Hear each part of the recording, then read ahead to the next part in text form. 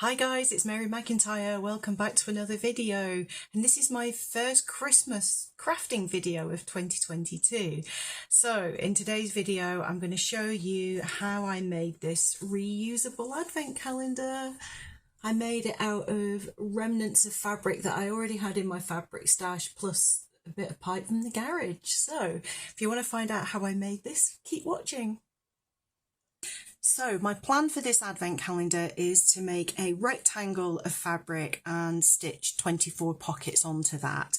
So the size of template that I've made for my pockets is this. I will put all these measurements in the description box below. I've taken inspiration from a few videos and I kind of came up with this variation of a couple of those videos.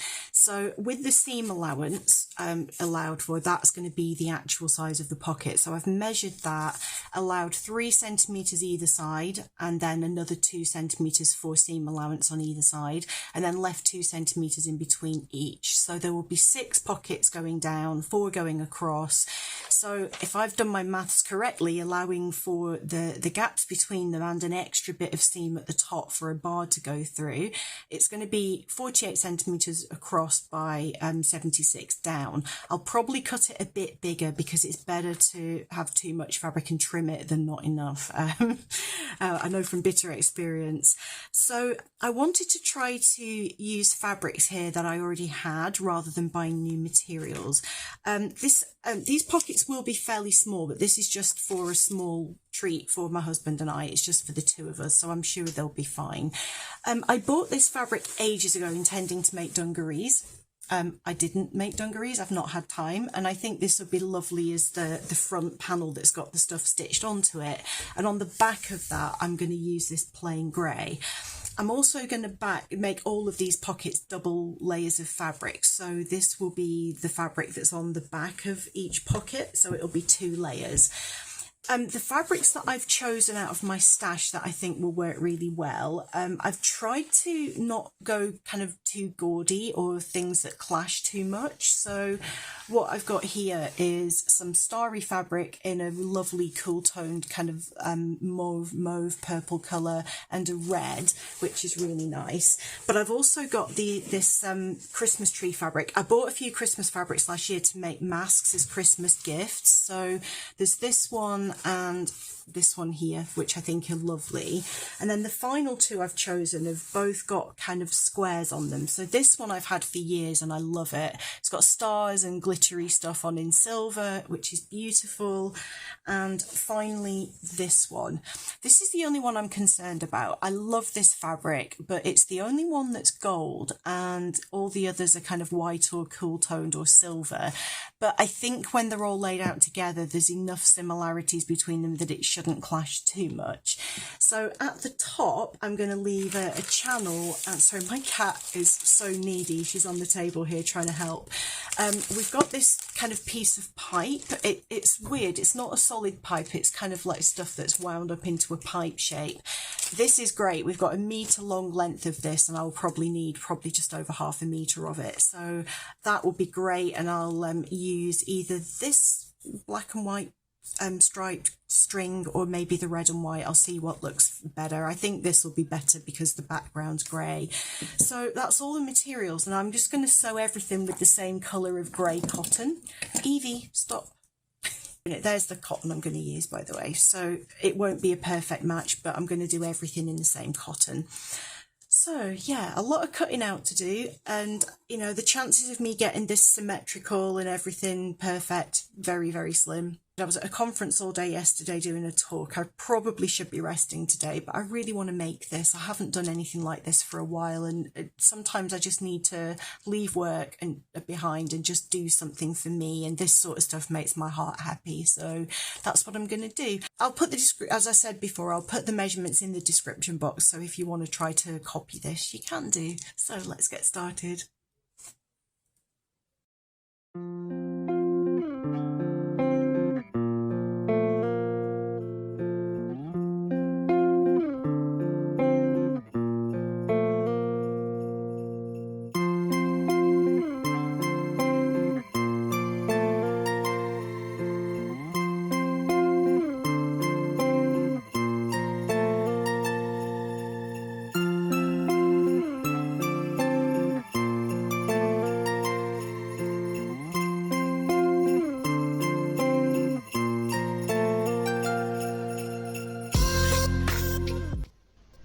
So here I've got the template that I showed you earlier on in the introduction. So I've folded the fabric over on itself a couple of times so that when I cut them out I was cutting kind of 2 or 3 layers at a time just to make it a bit quicker.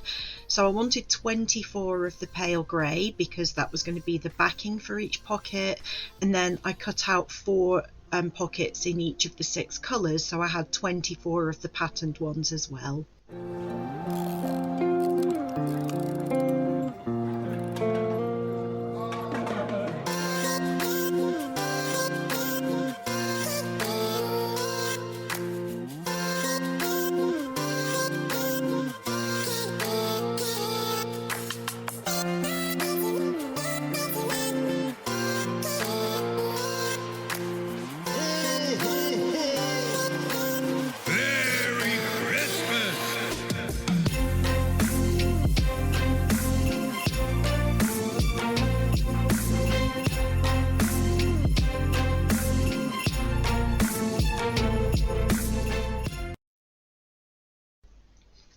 So here you can see me sewing the U shape of these pieces, right sides together, one patterned one, one grey one, leaving the top open so that I can turn them inside out afterwards.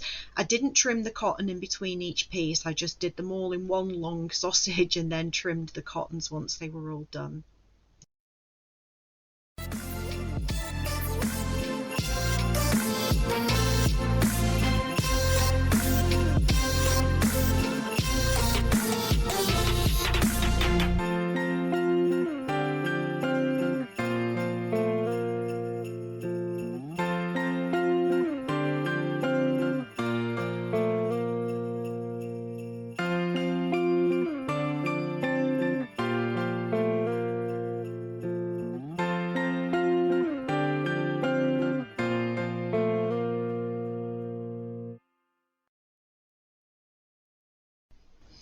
Now what you can see me doing here is taking the corners off at the top of the U shape, and then I'm just putting a tiny little nick all the way around the rounded bit of those seams.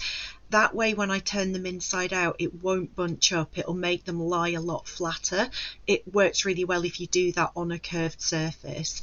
Then I had to turn them all inside out and I used my finger to push out all of the seams, and then I took them downstairs and pressed them all with the iron to get them nice and flat.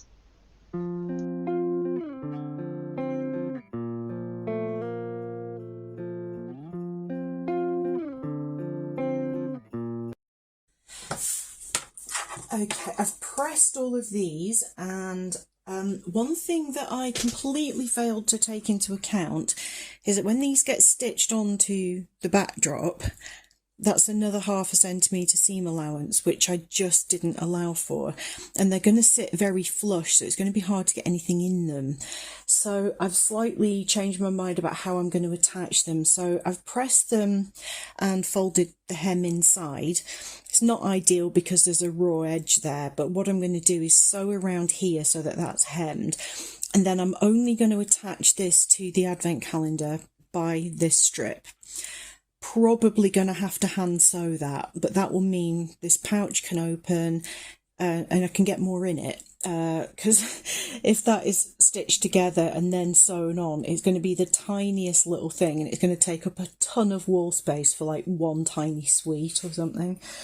So yeah, that was my bad, but I think it's going to be better this way anyway. So I don't think I can use my sewing machine very easily for this, but I'm going to try, because I can't hand sew the hem on 24 pouches. I suck at hand sewing, so I'm going to give it a try. So fingers crossed this works.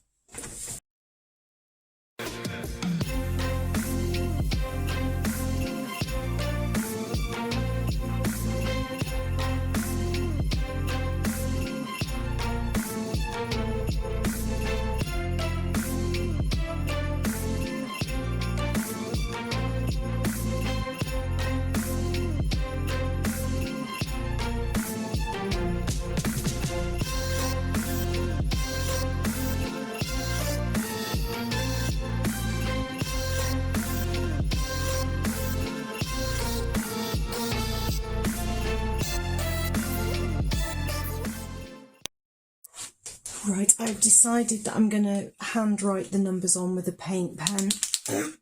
I cannot find my stencils anywhere. So yeah, I'm just gonna draw them on. I know how to write numbers. It's not rocket science. So I've sorted these so that each day has a different pattern. I haven't figured out yet how I'm going to lay them out on the actual final thing, but I'm just going to number these with a paint pen.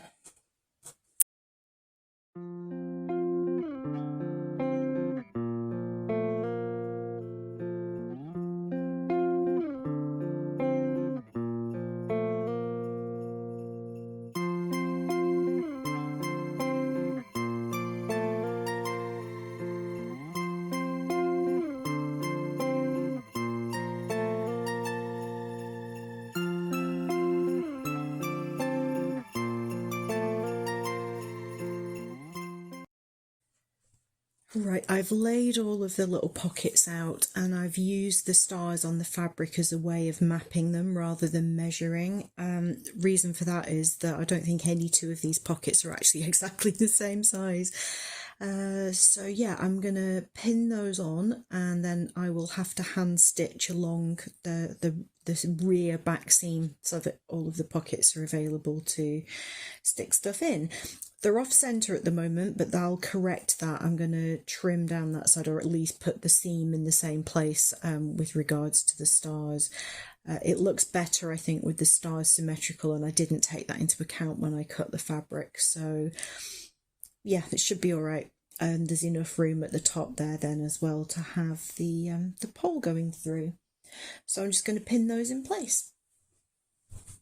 I've made a point of mixing up the numbers and the colours so that everything's each row of 6 has got the same number of that design, because I made 6 of each thing, and I kind of did a repeat that was offset, and then any numbers that are near each other, like I haven't actually done that yet. So for example, 13, 15, 16, very close together, so I'm going to switch that one out and put that one there. Anywhere else where consecutive days are near each other, I'm going to swap, like there and there.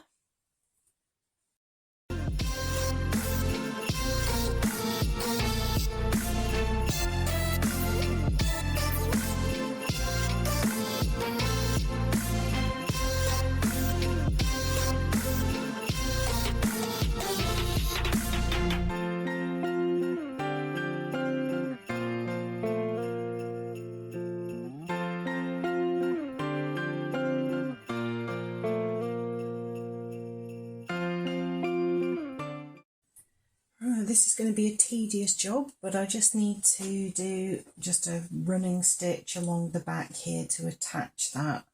I was going to try to follow the seam that's there from hemming the top of that. So go in from the back.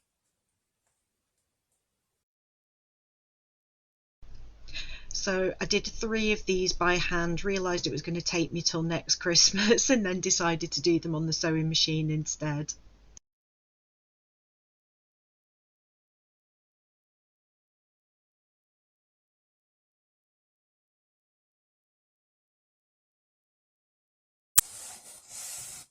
One down, 23 to go.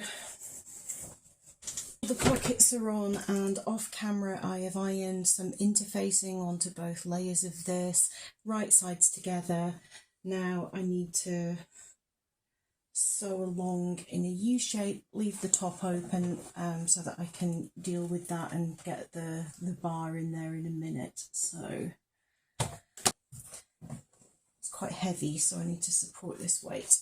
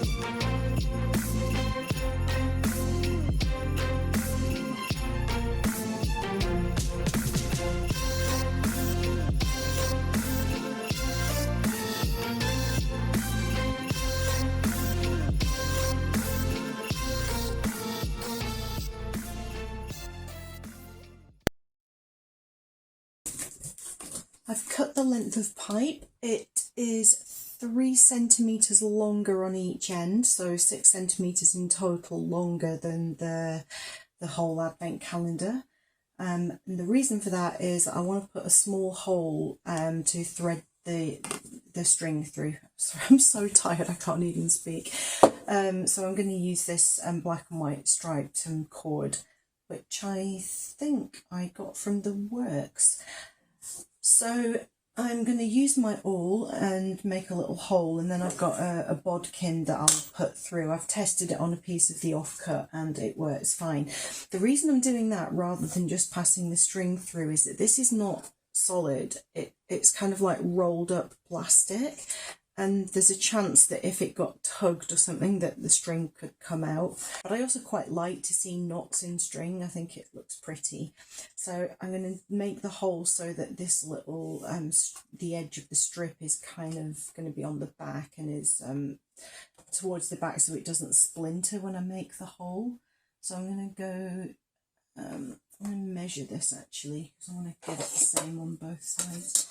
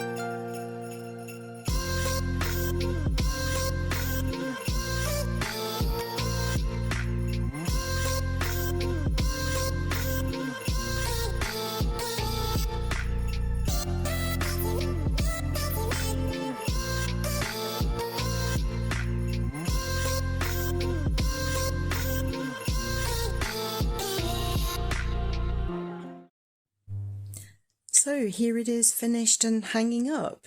No snacks in it right now, but I will go shopping in the next couple of days and get some stuff that will fit in there.